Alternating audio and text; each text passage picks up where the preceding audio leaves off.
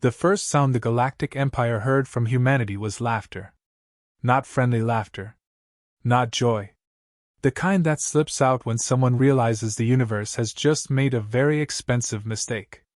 The Imperial Council chamber floated above the capital world like a jeweled knife, its walls layered with history, conquest, and the bones of 100 fallen civilizations. Here, empires didn't argue. They pronounced. When the human ambassador finished speaking, the chamber stayed silent for exactly 3 heartbeats, just long enough for translators to finish parsing his words. Then the laughter began. It rolled across the chamber in waves, insectal clicks, harmonic chimes, wet hisses. Senior admirals pulsed color patterns of amusement across their armored hides. One of the lesser species actually applauded, a thin, mocking sound. "You are concerned," the Vizier of Expansion said gently, as if speaking to a child. "Because we intend to occupy one of your peripheral resource worlds?" The human ambassador didn't move. He stood alone at the center of the chamber, hands clasped behind his back, suit slightly rumpled. Not a soldier. Not even particularly impressive. Just a man with tired eyes. "I'm not concerned," he replied. "I'm warning you." That only made it worse. "Your fleets are obsolete," an Imperial admiral said, projecting a hologram of human warships beside Imperial dreadnoughts. The comparison was brutal. "Your ground forces rely on small unit mythology. Special forces. Romantic but irrelevant." A ripple of agreement followed. The Vizier leaned forward. "You humans endure. We admire that. But endurance is not dominance." The ambassador finally sighed. "You don't want a ground war with us." The Vizier smiled. "We excel at ground war." The man nodded slowly, as if filing the moment away. "Then you'll meet people who do it for a living." He turned to leave. Someone laughed again, louder this time. As the doors sealed behind him, the ambassador muttered something in English. The translation matrix flagged it as non-essential idiom and discarded it. They would regret that. Karak 9 was not important enough to matter, until it did. A dust-choked mining world on the fringe of human-controlled space, it produced isotopes useful for jump core stabilization and absolutely nothing worth writing poetry about. The Empire selected it precisely because it was boring. No capital ships. No population centers. Just miners, automated refineries, and a small human garrison that barely qualified as a speed bump. Perfect. The third pacification fleet arrived 3 weeks later, blotting out the stars with mathematical precision. Orbital control was established in under 9 minutes. Surface defenses were neutralized in 12. Imperial media drones streamed the operation live across 1,000 systems. "This is how resistance ends," the announcer declared. Dropships descended in disciplined columns, their hulls gleaming with Imperial sigils. Infantry deployed in tight formations, plasma lances humming, banners projecting dominance protocols into the sky. They did everything right. The first soldier died 30 seconds after boots hit the ground. There was no warning. No alarm. One moment the trooper was scanning the ridgeline. The next, his helmet imploded inward with a soft pop, and whatever had once been ahead painted the dust behind him. Command blamed a lucky shot. Then another trooper fell. Then another. Always isolated. Always clean. No visible enemy. Thermal scans showed nothing. Motion sensors were silent. The planet itself seemed to be holding its breath. Patrols tightened. Weapons went to full power. Officers barked orders, voices edged with irritation rather than fear. Fear came later. A recon unit found their forward relay station intact, but empty. No bodies. No damage. Just armor stacked neatly against the wall, power cells removed with methodical care. Carved into the metal floor, using something sharp and patient, were unfamiliar symbols. The translation AI took several seconds longer than normal. Who dares wins. The squad leader ordered a retreat. Only 2 made it back. Captain Reltak watched the battlefield update with growing irritation. "This is sabotage," he snapped. "Local insurgents. Poorly coordinated. His tactical AI hesitated, a behavior that irritated him even more. Negative. Pattern analysis indicates a single hostile asset responsible for 43% of casualties. Reltak's mandibles twitched. One unit? One individual. The AI corrected. Impossible. No species fought like that. Warfare was mass, momentum, spectacle. Even elite units operated in teams. Lone combatants were myths, stories told to primitive recruits. Reltak authorized orbital fire. The sky turned white. High-energy bombardment scoured the suspected engagement zone, turning rock into molten glass. Sensors confirmed total environmental annihilation. No life signs. Satisfaction settled in his chest. Then the anomaly reappeared, 3 kilometers behind Imperial lines. Reltak stared at the display as something cold crept into his thoughts. That is not possible. The AI did not respond. Moments later, the command bunker lights flickered. Internal comms crackled with static. Then a human voice cut through, calm, conversational, almost amused. Evening. A visual feed snapped on, hijacking the main holodeble. The image was grainy, angled slightly off-center. A human male filled the frame. No helmet. Face smeared with dust and blood, some of it not his. Graying hair. A thin scar tracing one cheek. Eyes that held no panic at all. Named Sergeant Major Thomas Hale, the man said. Special Air Service. Reltak leaned forward, disbelief hardening into anger. You are alone. Hale smiled faintly. That's what you think. The feed cut. An explosion followed so close it knocked Reltak from his feet. The war for Karak 9 had officially begun. And the Empire was already losing. Imperial doctrine collapsed quietly, like ice cracking beneath a soldier who had trusted the cold too long. Captain Reltak issued orders faster than they could be obeyed. Perimeters tightened, patrols doubled, drone swarms deployed in overlapping grids. The battlefield filled with technology so advanced it had broken a dozen other species before breakfast. None of it mattered. The human, Hale, the name burned now, didn't fight the Empire's strengths. He fed on their habits. Imperial infantry moved on schedules. Hale learned them. Imperial sensors recalibrated every 4 minutes. Hale waited 5. Imperial officers trusted encrypted command nodes. Hale rewired one with mining tools and turned it into a lure. The first company to vanish did so without a shot fired. They entered a canyon at dusk, confident, weapons hot. The canyon amplified signals, excellent terrain for Imperial command and control. What it also did was mask low-frequency sound. Hale was already there. He triggered a controlled rockslide, sealing the exits. Smoke grenades followed, human-made, chemically crude, tuned specifically to blind Imperial optics.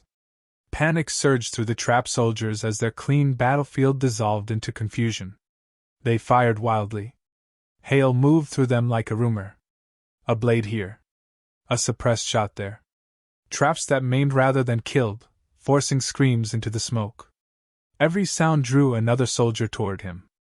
By the time Orbital Command realized the canyon had gone dark, it was full of bodies and blood cooling on black glass.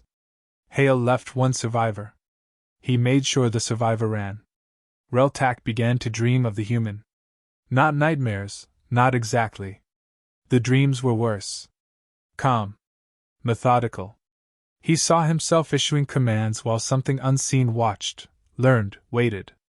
Find him. Reltak snarled at his advisors. He bleeds.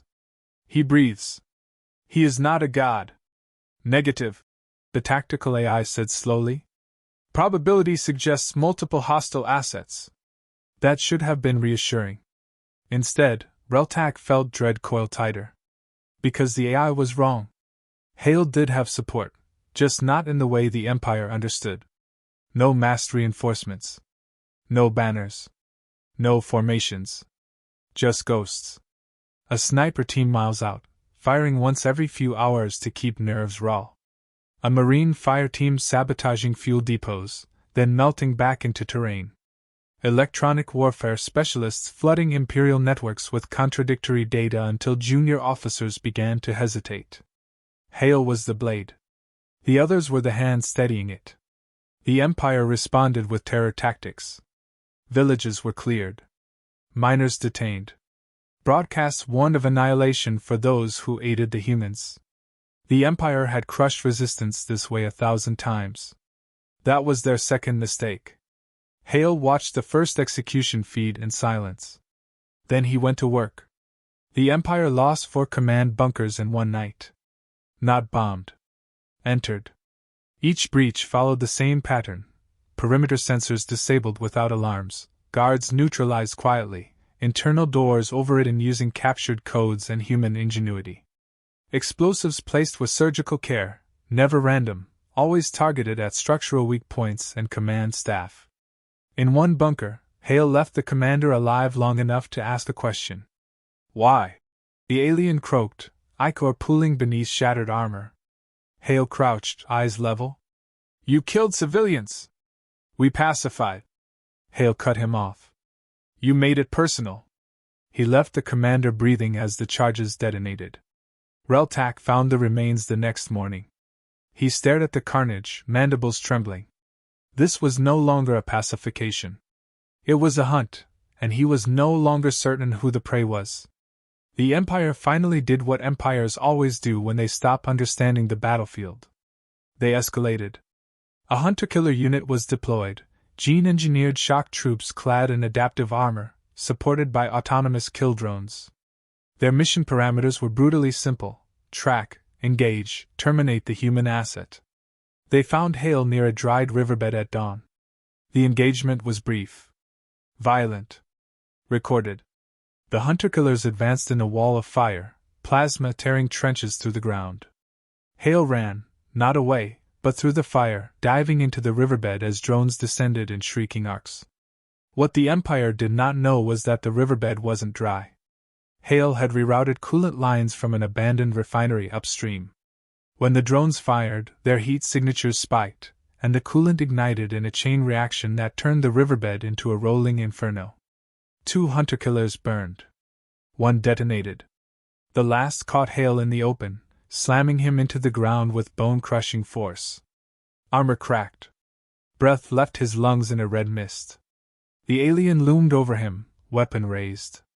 You are finished, it hissed. Hale spat blood and grinned. You lot always say that. He thumbed a detonator. The charge beneath them wasn't large. It didn't need to be. The blast flipped the hunter-killer into the air like scrap metal. When the smoke cleared, Hale was gone. That night, Imperial High Command received another transmission. No threats. No shouting. Just Hale, sitting against a rock, field dressing a wound with practiced hands.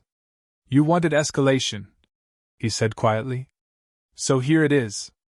The feed shifted. Imperial supply depots exploded across the planet in synchronized firestorms. Orbital fuel reserves went dark. Communication arrays failed.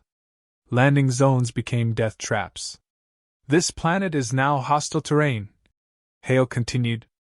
Not because of numbers. Because you don't belong here. He looked straight into the camera. You can keep throwing soldiers at ghosts. Or you can leave. The transmission ended. For the first time in Imperial history, a ground commander requested permission to withdraw. And for the first time, the Council hesitated. Because somewhere between laughter and annihilation, the Galactic Empire had begun to understand something terrible. Humans didn't need to outgun you. They only needed time. And they were very, very patient. By the 3rd day, the Empire's confidence had turned brittle. Captain Reltak moved like a cornered predator, issuing orders that sounded decisive but were increasingly hollow. Reports flooded in, supply convoys ambushed, communication nodes hijacked, bunkers breached without a trace of entry.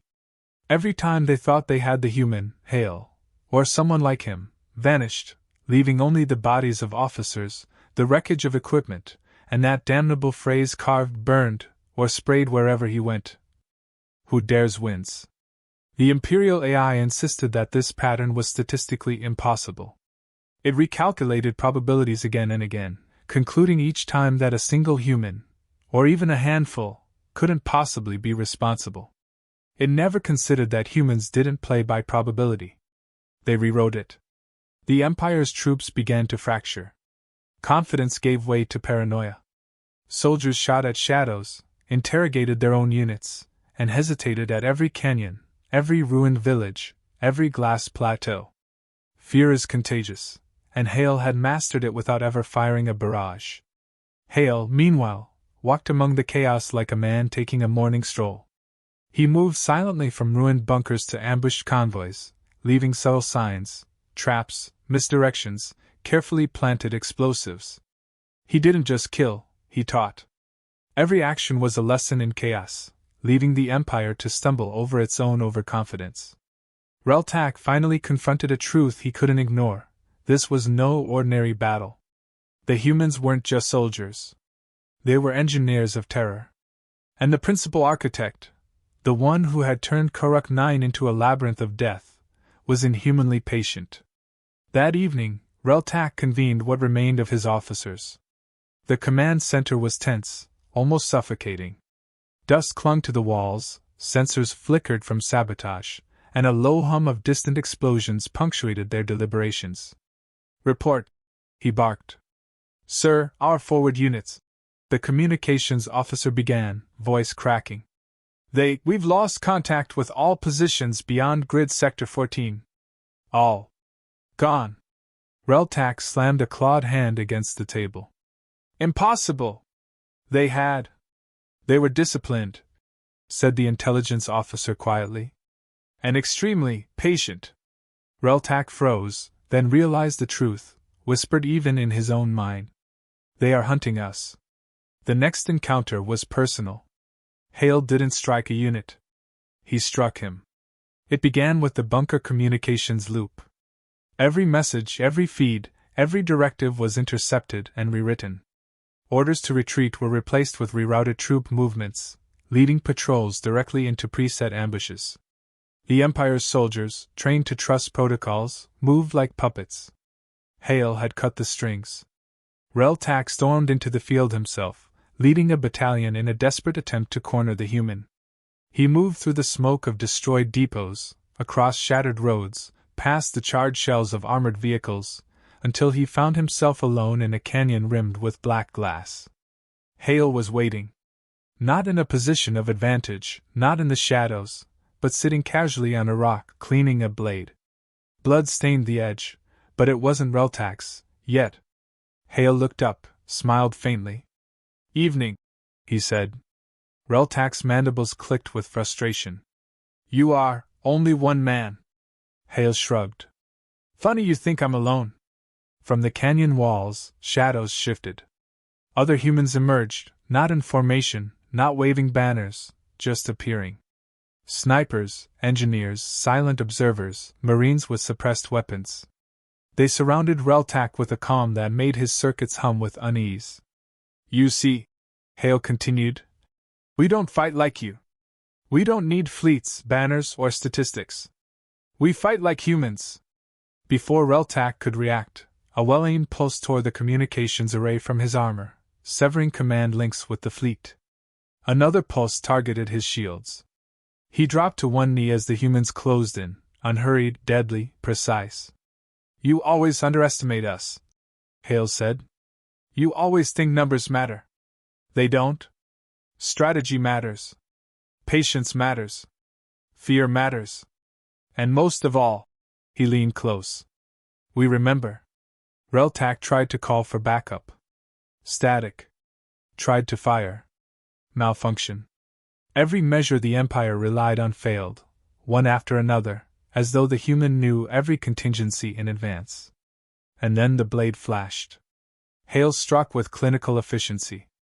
Reltak's guards barely managed a reaction before their commander was incapacitated. Not dead, Hale didn't kill unnecessarily, but broken enough to know the Empire could be defeated. That night, Hale left a message on the canyon wall, carved into obsidian. "Remember this." It wasn't a threat. It was a promise. By dawn, The Empire had withdrawn all forward ground units. Commanders argued, fleets repositioned, and the Council convened to assess the impossible. A single human, supported by a handful of equally skilled operators, had turned a disciplined, planet-obliterating military force into a retreating, paranoid shadow of itself. Across the galaxy, whispers spread. "Whoever the humans send, you better hope they are not awake." The galaxy had learned a simple truth: the Empire could conquer worlds, crush fleets, and bend alien species to its will, but it could not conquer humanity. Because humans didn't fight like anyone else.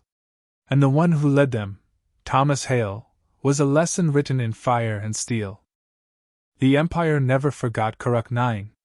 Not officially, of course. Official reports called it a logistical setback, or anomalous resistance. But in the quiet corridors of imperial academies, in the whispered conversations of soldiers on distant fleets, the story spread like wildfire. Hale had not just won a battle. He had rewritten the rules of engagement.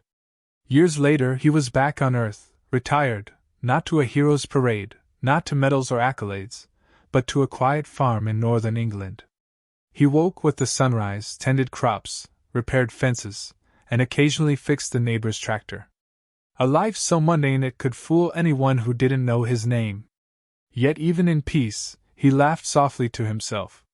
Sometimes he imagined Reltak, older now, pacing the halls of an imperial cruiser, scanning sensor grids endlessly for the ghost who had humiliated him. Hale's phone buzzed. A message from an old comrade. "You awake?" "Always," he replied. The galaxy, for all its empires and fleets, had learned to respect humanity, not for its technology, not for its weapons, but for its cunning, its endurance, and its ability to endure where others would falter. It was said, in hushed tones across alien spaceports and military academies, that when the humans stopped talking, it was already too late. That the patience of a human was something to fear more than firepower. And Hale, SAS Operative, teacher of chaos, architect of fear, had become legend. Not because he destroyed, but because he reminded the galaxy of an inconvenient truth: humans do not follow the rules. They make them. They break them. And when crossed, they hunt. Karak 9 was liberated without a single imperial victory. Its miners returned wary but alive. Supplies flowed once more. And the Empire? They left with a warning that would echo through every classified report for centuries. Never underestimate a human. Especially one who knows how to wait. On his farm, Hale leaned back in his chair, watching the sunset spill over the fields. He poured a cup of tea, no ceremonial gestures, no fanfare. Just a man who had done what was necessary. And somewhere across the void, alien commanders whispered the same refrain, over and over. If the humans stop laughing, it's already too late. Hale sipped his tea, smiled faintly, and muttered under his breath, just loud enough for the wind to carry it. Always. Because that was the final lesson: humanity doesn't just survive. Humanity remembers. And one day, it always collects. End of Part 4.